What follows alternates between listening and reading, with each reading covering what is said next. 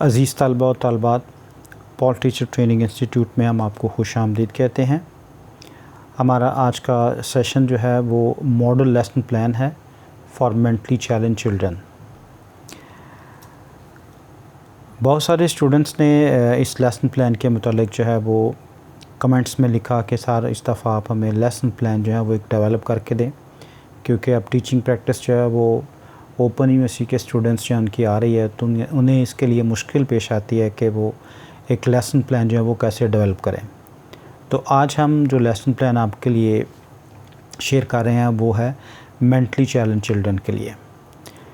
तो इसको देखिए कि सबसे पहले आपने डिसेबिलिटी जो है उसको लिखना है।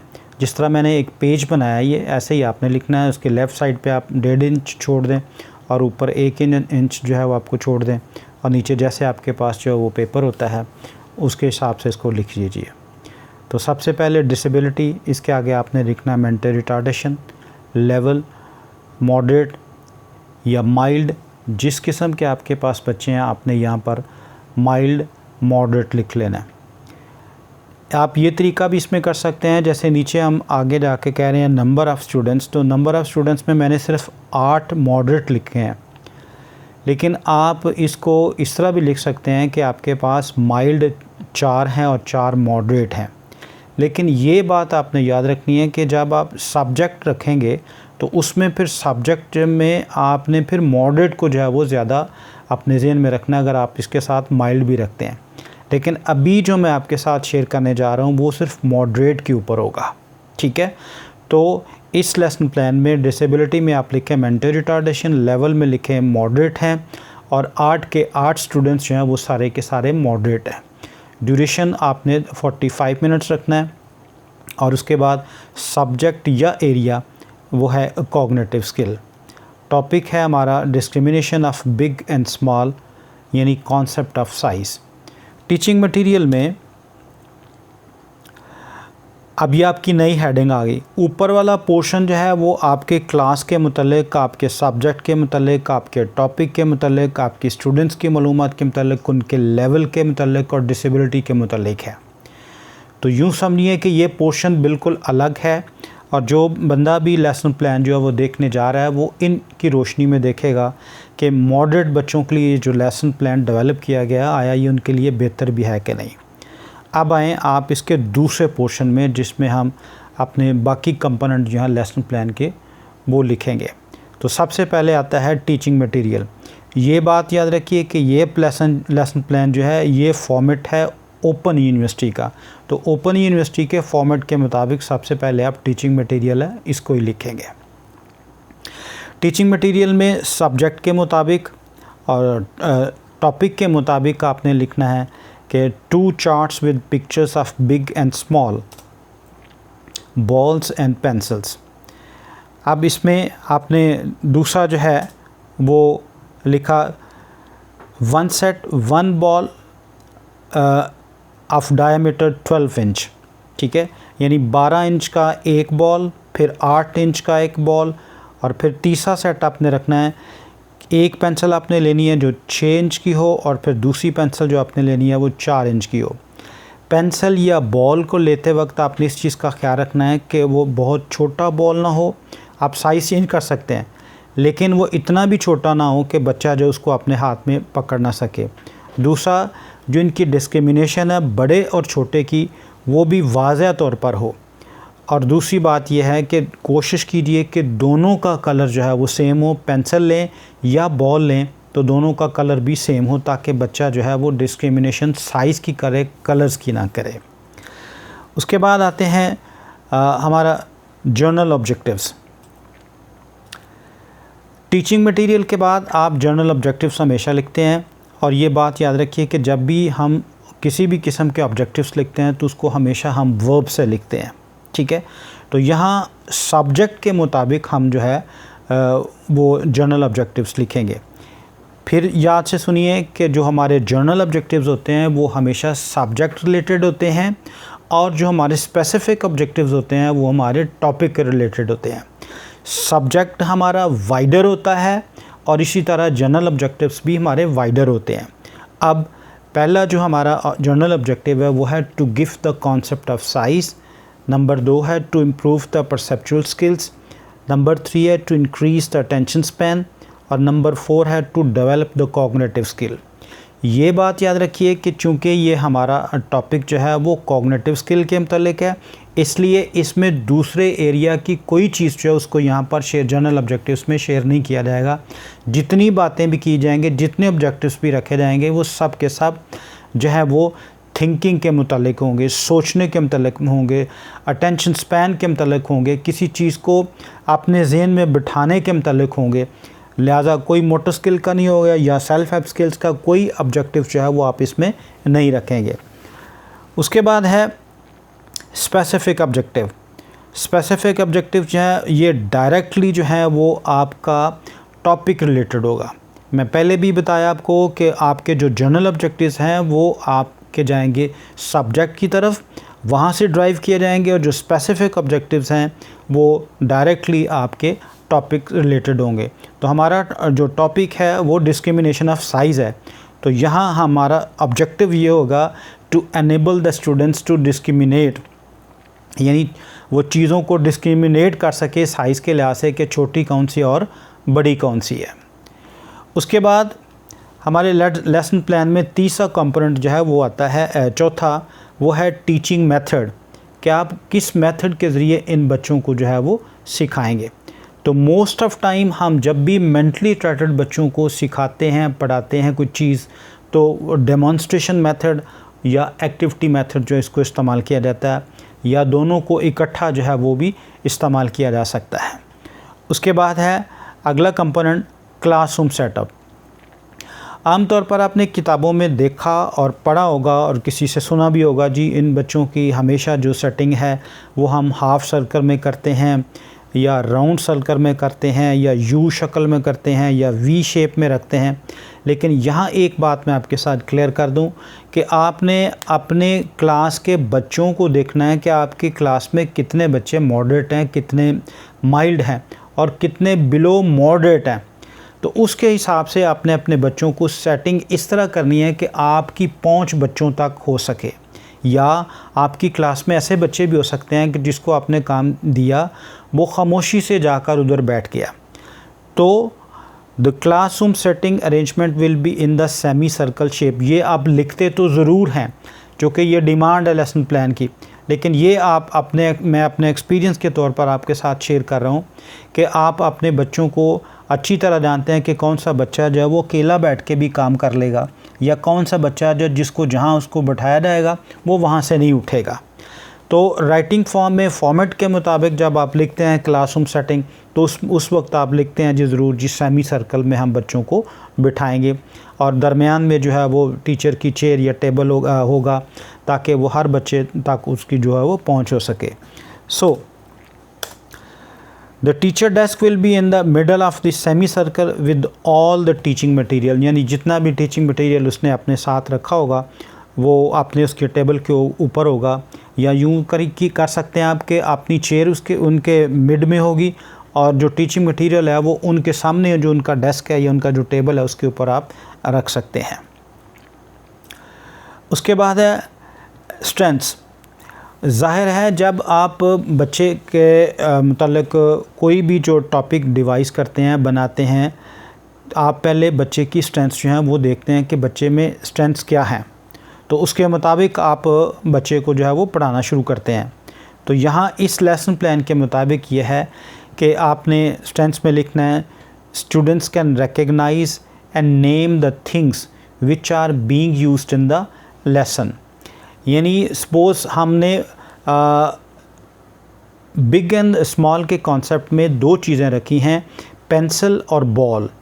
हाँ, यहाँ ये बात आप याद रखिए कि आप ऐसी चीज़ों को सिखाते वक्त, उनका कॉन्सेप्ट देते वक्त आपने हमेशा ये चीज़ याद रखनी है कि वो चीज़ के मतलब बच्चा जो है वो पहले जानता हो कि ये बॉल है, या ये पेंसिल है, या ये किताब है, या ये चेयर है।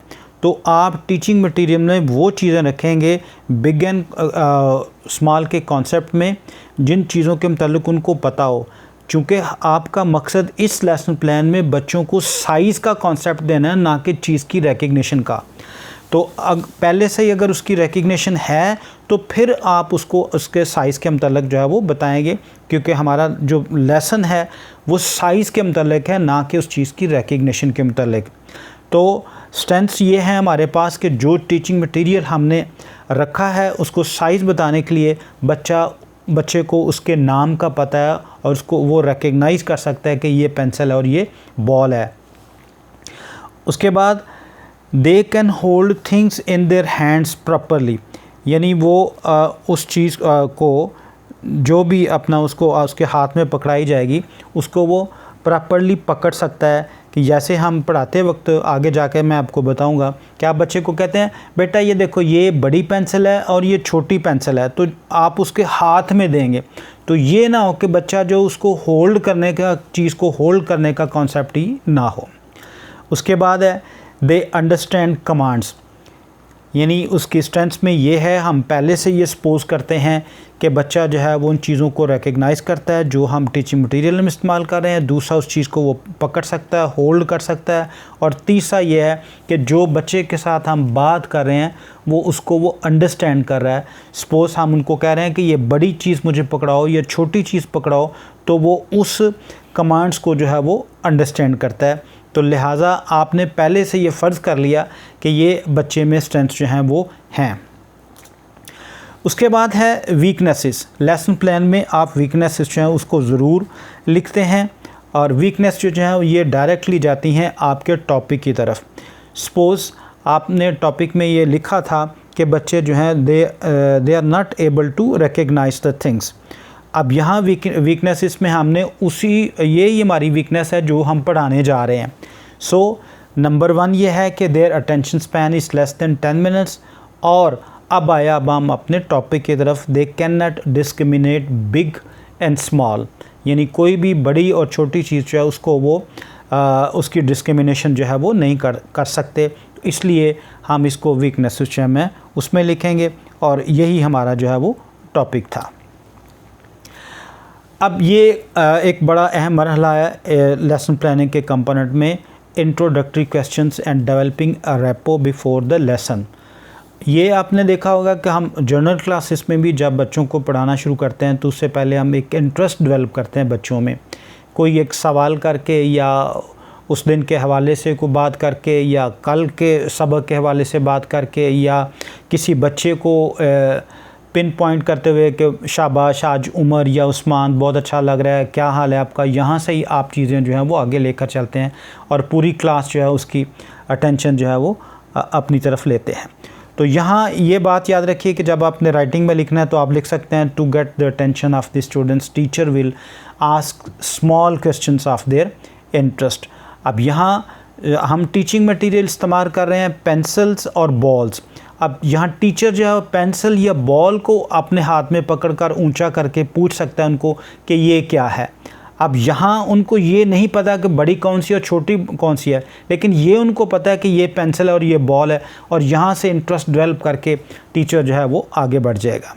फिर ask students if they play with balls what to do they play, involve all the students in conversation.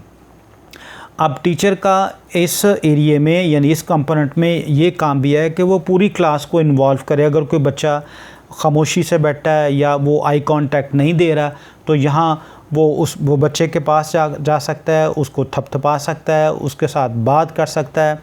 इस तरह करके अपने बच्चे को जो है वो क्लास को पार्टिसिपेटरी भी बनाना होता है। And talk about the teaching material which is being used in the lesson. आप अपने उस टीचिंग मटेरियल से भी आगाज़ कर सकते हैं अपने उस लेसन प्लान की टीचिंग का।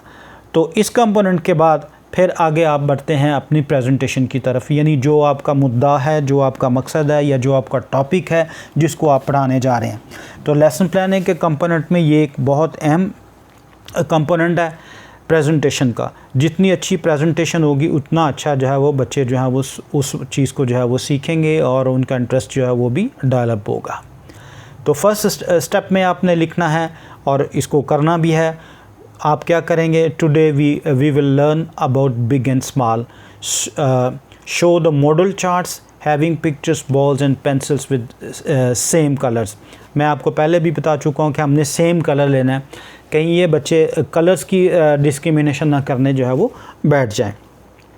तो यहाँ आपने बच्चों को बताना है वो पेंसिल और बॉल अपने हाथ में लेकर, या आप पहले बॉल ले लेंगे या पेंसिल ले लेंगे और उसके मतलब बात करते करते अपने लेसन को जो है वो आगे बढ़ाएंगे। फिर match the biggest ball lying on the teacher table with the biggest ball in the picture. हाँ, अब आपने चार्ट जो है अपने सामने बच्चों के सामने डिस्प्ले कर लिया, या इसका और बड़ा खूबसूरत अंदाज़ है और उससे दिलचस्पी बच्चों की बढ़ जाती है, 2 बच्चों को आगे खड़ा कर लें और दोनों बच्चों को चार्ट जो है वो पकड़ा दें जिसके ऊपर बॉल्स हों, और एक बड़ा बॉल जो है वो आप अपने सामने रखेंगे क्लास के सामने, उसको पकड़ेंगे खुद और उस बड़े बॉल के सामने लेकर जाएंगे और बच्चों को बोलेंगे ये देखें यहाँ ये बड़ा बॉल है इनके पास और ये मेरे हाथ में बड़ा बॉल है, और फिर वहाँ क्लास में से एक बच्चे को लें और उसके हाथ में वो बड़ा बॉल दें। यहाँ पार्टिसिपेशन हो जाएगी उस बच्चे की, और फिर उसको कहें यहाँ इसके पास जो है वो लेकर आएँ। इसी तरह आप इनको चेंज भी कर सकते हैं, यानी 2 और बच्चे ले लें, उनको सामने खड़ा करें और वो बड़ा बॉल जो है वो किसी और बच्चे को दें या उन दोनों में से किसी एक बच्चे को दें और उसको कहें कि ये बड़ा बॉल जो है उस पिक्चर के साथ जो है वो लगाओ। फिर ask students keeping big ball in one hand and small in the another hand. फिर आप ये भी कर सकते हैं कि चार्ट जो है वो आप अपने टेबल पर रख लें और बड़ा बॉल कुछ बच्चों को दे दें। ज़ाहिर है आपके पास ज़्यादा बॉल होंगे, छोटे भी और बड़े भी, और कुछ बॉल जो हैं वो आप दूसरे आधे बच्चों को दे दें। एक तरीका ये भी हो सकता है। दूसरा तरीका ये हो सकता है हर बच्चे को एक छोटा और एक बड़ा बॉल दें और उनको अपने सामने खड़ा कर लें और आप ख़ुद भी अपने हाथ में एक बड़ा और एक छोटा बॉल ले लें। इस तरह क्या होगा कि आप अपना दायां हाथ ऊपर करें और आपके दाएं हाथ में बड़ा बॉल हो और बच्चों के दाएं हाथ में भी बड़ा बॉल हो, तो आप अपना हाथ ऊपर करेंगे और कहेंगे कि ये बड़ा बॉल है, और दूसरे बच्चों को सब बच्चों को कहें कि मेरे साथ दायां हाथ ऊपर करें, बड़ा बॉल ऊपर करें, सब बच्चे बड़ा बॉल ऊपर करेंगे। और इसी तरह आप छोटा बॉल ऊपर करें और छोटा बॉल जो है बायां हाथ जो उसको ऊपर करें। तो ये बारी बारी आप कहें बड़ा बॉल, सब बड़ा बॉल ऊपर करें, फिर छोटा बॉल, सब छोटा बॉल जो है उसको ऊपर करें। तो फिर आप इसको क्या करेंगे, and tell them this is a big and this is a small, और साथ साथ अब उनको बताते जाएं ये बड़ा बॉल है, ये छोटा बॉल है। अपने हाथ के इशारे से बॉल को आगे करके बिल्कुल ऊपर करके आप उनको बताएं ये बड़ा है, फिर उसको नीचे कर लें, फिर दूसरे हाथ को ऊपर करें और उसको कहें ये छोटा है। उसके बाद repeat this for each student, और हर बच्चे के लिए आप इसको रिपीट करें और तब तक आप इसको दोहराते रहें जब तक आपके सारे बच्चे जो हैं उसमें पार्टिसिपेट करें। और यहाँ आपने ये लेवल भी चेक करना होता है बच्चों का कि कहाँ पर वो अपने इंटरेस्ट को लूज़ कर रहे हैं। तो जहाँ वो लूज़ करना शुरू करें आप अपने काम को डाइवर्ट कर लें, पेंसिल की तरफ चले जाएं ताकि बच्चे उकता ना जाएं। अब उकताने से पहले आप, इससे पहले कि बच्चे आपके उकता जाएं, आप उनको इवैल्यूएशन की तरफ बढ़ा लें। So put all the balls on the table, intermingle them, call each student turn by turn to the table, ask them pick ball and pencil, and on picking right ask the class give clap for him। हाँ, यहाँ आपने बड़े ड्रामाई अंदाज से balls को ऊपर रख लेना है और बच्चों को कहना है कि हाँ भी कौन बड़ा बॉल यहाँ से लेगा, तो बच्चे खुद ही हाथ खड़ा करेंगे। एक बच्चा आएगा, हो सकता है वो गलत करे, लेकिन आपने उसको कहना नहीं ये नहीं, हाँ, फिर उसके साथ वो सर भी हिला सकता है, अपना हाथ भी बढ़ा सकता है, फिर वो पकड़ेगा और जो ही वो बड़े बॉल को पकड़े तो उसको कहें इसको ऊपर करें, वो ऊपर करे और सब बच्चों को कहें कि इसके लिए क्लैपिंग करें। तो अप्रिसिएशन से बच्चा जो है वो बड़ा खुश होगा और दूसरे बच्चे जो हैं वो इसमें पार्टिसिपेट करेंगे। तालियां बजाने से भी वो जो है ना वो खुश होंगे, अपना इंटरेस्ट जो है वो डेवलप करते जाएंगे साथ साथ और सबक के साथ साथ चलते जाएंगे। So if the student can not discriminate repeat it for the students. So अगर समझें कि बच्चे बार बार जो है वो मिस्टेक कर रहे हैं तो आप इसको रिपीट करते रहें। लेकिन यहाँ ये बात आपने याद रखनी है कि एक दिन का लेसन एक ही दिन में कभी नहीं आ सकता। आपने हमेशा सब्र के साथ जो है वो अपने लेसन को आगे लेकर चलना है। दूसरे स्टेप में, पहले स्टेप में हमने बॉल रखा था, आप दूसरे स्टेप में पेंसिल्स के साथ जो है वो काम जो है वो शुरू करेंगे। हमारा टीचिंग मटेरियल दो चीज़ों पर मुश्तमिल था, बॉल एंड पेंसिल्स। पहले स्टेप में आपने बॉल किया और दूसरे स्टेप में आपने पेंसिल के साथ करना है। So put big and small pencil on the table and tell the class this is a big pencil and this is a small pencil. Table पर रखी हुई पेंसिलों को उठाकर बड़ी और छोटी को और बच्चों को बताएं कि ये बड़ी पेंसिल है और ये छोटी पेंसिल है। And hold one big pencil in right hand and small pencil in the left hand. So दाएं हाथ में अपने पेंसिल जो है वो बड़ी पकड़नी है और बाएं हाथ में छोटी पेंसिल पकड़ लें। फिर repeat it again and again.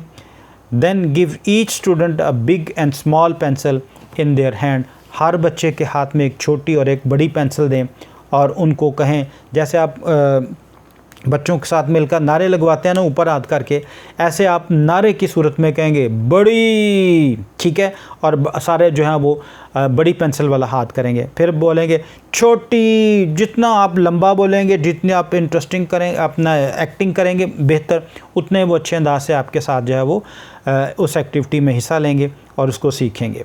So do an activity with them waving their hands saying big and small pencil, big and small pencil. यहाँ इसके लिए, इसको एवेल्यूशन के लिए, so teacher will make 2 groups and give them pencils and balls to separate big and small pencils and ball. So one group will be give balls and one will be pencils. So the teacher will keep eye on the both groups. यानी 2 groups आप बना लेंगे, 4-4 का group बना लें। 4 बच्चों को आपने क्या करना है, पेंसिल दे देनी है बड़ी और छोटी, और 4 बच्चों को आपने बड़े बॉल और छोटे बॉल दे देने हैं और उनको कहना है कि ये छोटे बॉल जहाँ अलग करें और बड़े बॉल अलग करें, छोटी पेंसिल अलग करें और बड़ी पेंसिल अलग करें। और ये एक कलेक्टिव एक्टिविटी होगी जो कि सारे बच्चे जो हैं वो मिलके करेंगे। बट टीचर जो है वो साथ साथ रहेगा। जहाँ पर भी वो गलती करें या गलती से इधर उधर हो जाए तो आप उनको बड़े प्यार के साथ उनको उनकी यानी तारीफ़ करते हुए, उनको अप्रिशिएट करते हुए, उनको थपथपाते हुए टीचर जो उनको बताएगा नहीं ये ऐसे नहीं है, ऐसे है, ये बड़ा है, हाँ ये बड़ा है, शाबाश ये ठीक कर रहा है। तो ऐसा करके आपने करना है। उसके बाद है स्टेप 3 में ये ग्रुप एक्टिविटी आप करवाएंगे। सो the teacher will make 2 groups of the class. One group will sort only small pencils and other will sort big pencils. ये आपका आखिरी स्टेप होगा जिसमें एक ग्रुप जो है वो सिर्फ छोटी पेंसिलें पकड़ेगा और दूसरा ग्रुप जो है वो बड़ी पेंसिलें पकड़ेगा। And then summative evaluation. So students achievement during the class will be measured informally on teachers observation and group activity they had gone through. तो ये आखिर में आप समेटिव एवेल्यूएशन करेंगे इनफॉर्मली और टीचर जो है उसको ऑब्ज़र्व करेगा और एक्टिविटीज़ जो बच्चों जो है वो की हैं। तो इस तरह करके आप जो हैं आपने मेंटली चैलेंज बच्चों के लिए ये लेसन जो है वो बना सकते हैं। बहुत शुक्रिया। आइंदा हम कोशिश करेंगे बहुत जल्द आपके लिए PHC का या HIC का लेसन प्लान जो है वो आपके साथ शेयर करें। Thank you very much.